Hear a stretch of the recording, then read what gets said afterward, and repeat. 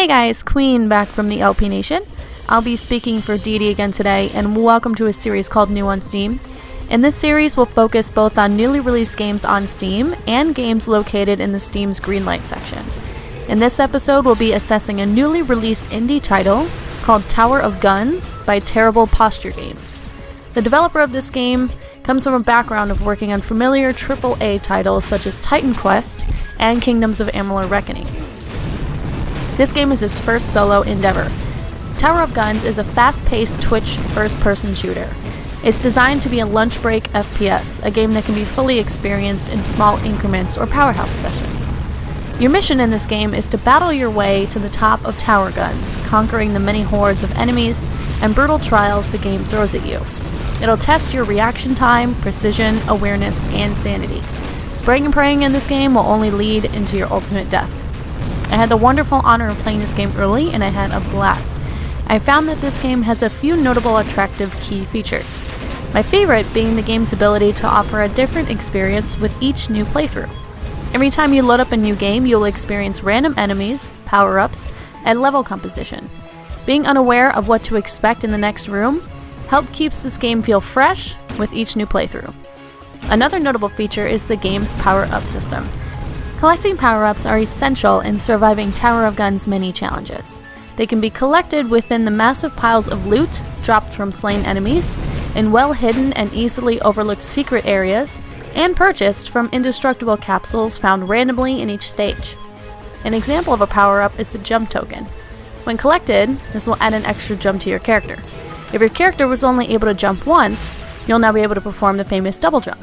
If another jumping token is collected, you'll now be able to perform the triple jumps, and if another, quadruple jumps.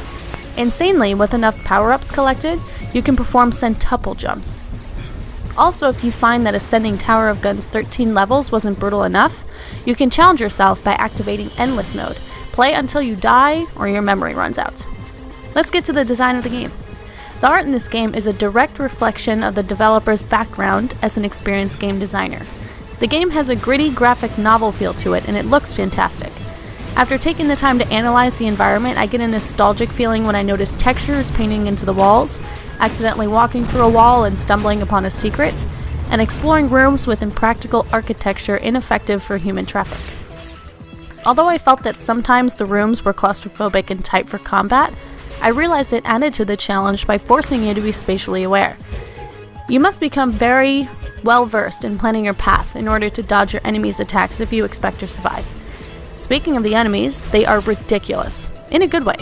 You will face hordes of turrets and machines, from tiny Roombas who just want to share their love, to uneconomical gargantuan power drills. Although I found the variety of enemies little, the random combination of these robotic creatures will lead you into your own unique experience with each playthrough.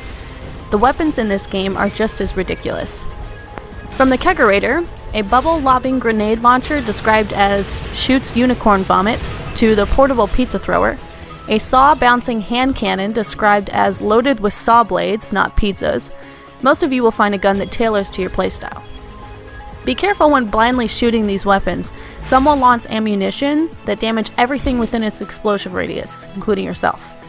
Before starting a new game, you will choose one of the 10 guns and be stuck with it throughout the remainder of your playthrough. However, by collecting blue experience orbs and tokens throughout the game, you'll be able to level it, upgrading its power.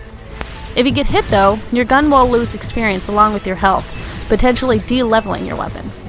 Another thing you'll choose before starting a new game is a perk. Perks are power-ups that you start your new game with. Bluegrass, the ability to triple jump from the start, and Lifeline, increased health bar size, are just 2 of the 11 perks you'll be able to choose from.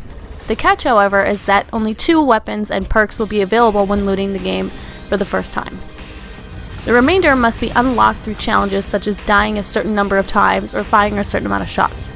All the challenges are unique in one way or another, and with a few exceptions will be unlocked by just playing and enjoying the game.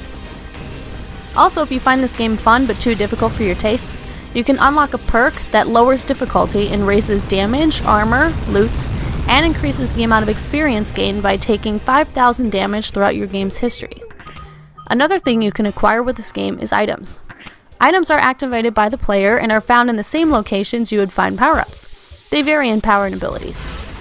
For example, You might have an item that places stationary lasers cutting through any enemies that draw near, or you might find an item that surrounds you with floating neon cat faces meowing and increasing your weapons experience. For any completionists out there, there are also dozens of collectibles you can acquire. However, I did not find them to be the highlight of the game. The interface in this game is easy to navigate and see. As soon as you load up the game, you can potentially be set into the action within 4 clicks, excluding setting your options, of course. Also, when in-game, your UI's key components, such as your health bar, are very noticeable and easy to keep track of without hindering your view. One issue I had with the interface is after pausing the game, you are greeted only with a quick game menu. You won't be able to adjust your options in-game. So if you're unhappy with your mouse sensitivity, you'll have to quit the game to go back to your options menu and then restart your adventure. Also, an issue that didn't really bother me but might affect individuals interested in dialogue, I found the dialogue text box difficult to notice when focusing on controlling my character. The dialogue blends with the environment and I would miss portions of it simply because I didn't notice it. However, the dialogue in this game is not important, and you have an option to shut it off before the game starts. Now the controls. The controls are everything you can hope for when playing a Twitch-based FPS. They're smooth and tight, allowing your character to be easily handled. The game has standard FPS key bindings and actions, pressing E to use an item, for example. One action that I found unique, with the exception of also being located in a small amount of games, is the tilt, aka reset position key. When held down for a few seconds, you'll teleport back to the room's entrance. This comes in handy when you find yourself stuck at the bottom of a pit surrounded by lava, or floating in an anti-gravity beam towards an overly large meat grinder. This game also has partial controller support. You won't be able to navigate the menu with it, but you'll have full functionality once you start a new game. If you're playing a PC FPS, I would highly recommend learning to use a keyboard and mouse anyways. The sounds in this game were well done, with the exception of a few guns. When playing the game, I wish some of the more powerful weapons capable of decimating groups of enemies with few shots gave more oomph. When interviewing Joe Mirabello, the developer, he wanted to emphasize that the game's scores were produced by his brother. In my opinion, he did an amazing job. They felt like remastered versions of old school game scores you would find in Doom or Chex Quest. So if you're a fan of Twitch-based FPSs looking for a game that's both challenging and replayable, or even looking for a nostalgic kickback to your old school gaming days, I highly recommend purchasing Tower of Guns, found in the Steam store in the link below. Once again, I want to hear your opinions. How do you feel Twitch-based games have changed over time? How do you feel about the current state of FPSs? What do you think of games that draw on nostalgia? Remember, it's you, the gaming community, that makes games like this happen. Thanks for watching this video, and I'll catch you on the next episode of New on Steam.